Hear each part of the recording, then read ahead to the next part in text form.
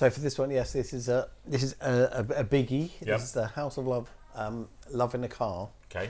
And there's something about it. It's so beautiful. Kind of the music press at the time would have said ethereal, cathedrals of sound. And at the time, is this sort of 87, 89? That's when it came out, but I didn't hear it until 1992-ish, something like that. So I was behind, because the reason I got into the House of Love was, first of all, I heard them on the radio when the Beatles and the Stones came out. But they were then next to House Martins in HMV in Sutton, in the tape racks. So that was like, okay. But so that was their album. That's some people call it the House of Love, some people call it Fontana. It doesn't really have a name. Okay, just says House of Love on the record. Yeah. So that was their second album, but Love in a Car was on their first album, which I got a few weeks later.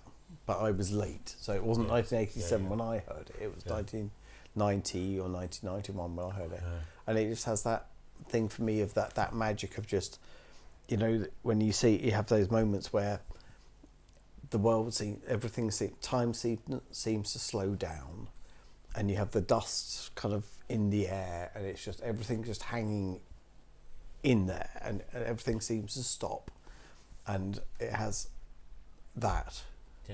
But also it's again a bit like the U2 Bad thing, where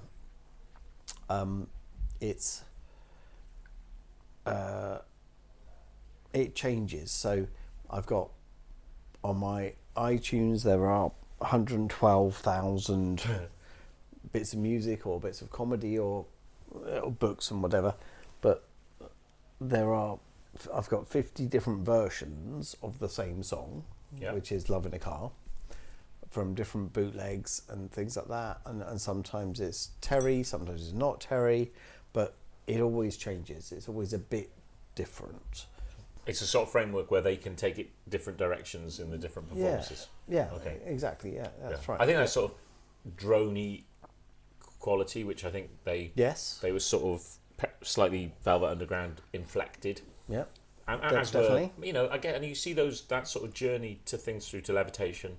Again, that thing of textures, rather than riffs. I'd say kind of yes. It's about the tone rather than the actual notes they're playing and stuff. It's more about the overall sound rather than the tune, if you like. Yeah. And some people would say that was kind of the birth of shoegaze and stuff like that. But yeah, there's just something so magical about that song, and it feels teenagey. Yeah. And it feels. And so you'd have been 16 when you first heard it, or thereabouts. Yes. Is that right? Which we were saying the other day is that pivotal time where music takes on a totally different. Yeah. I've got many, many, many copies of this. Right. But yes, that particular. And I don't know this record. It literally doesn't have a name, is it? Who'd be the guy on the back who's out of focus? That's Pete. Pete Evans.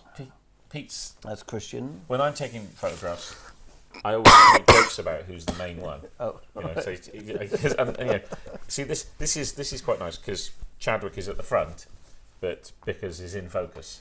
Yes. Right. Yeah. So they both can lay claim to being the main one. Right. But when you're on the back cover and you're in the background and out of focus, you're definitely not the main one. And I think and they weren't, but it was always Guy's band. Yeah. And then when they fell out, there was apparently big arguments in the music press about who wrote what, and I played this bit and I didn't play that bit and so on. But then there was when they got back together, I was at work and I was looking on a House of Love forum. And so, when was this? This is about 2000, maybe.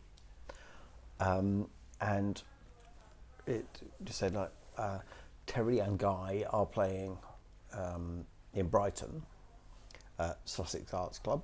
Have a little drink of water so you don't die. Thank you. And I thought,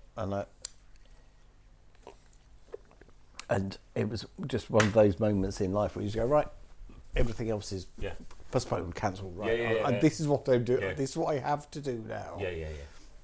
I love those things because you don't have to think. No. You know, it's when you have to sort of go, oh, shouldn't I? There's other things you go, oh, this is happening. Yeah, this is what's happening. That's what I'm going to do. Yeah. And I did, and I was there. There was only about 20 people there, really? Maybe something like that. Maybe 30, but not many people at all. And it was amazing, incredible. And they played Love in a Car, but it was so. Terry's playing. It was so tentative and touchy-feely because they'd had a history and they. I love that in music is that tentativeness. That thing of because it's dynamic. That it's such a difficult thing to sort of pull off, but I think it's just lovely when you have it in music because there's so much sort of strident stuff all the time. Yeah, and getting it so that something is a little delicate, and a little, delicate. Yeah, it's great. Fragile as well. This idea that it could fall apart at any moment. It's a wonderful thing in music. But that's that's one of the things that I love most in music is that for me music is much more of a live thing than it sounds stupid to say because I do the record label and stuff, but it's for me it's much more a live thing than it is actually a record thing.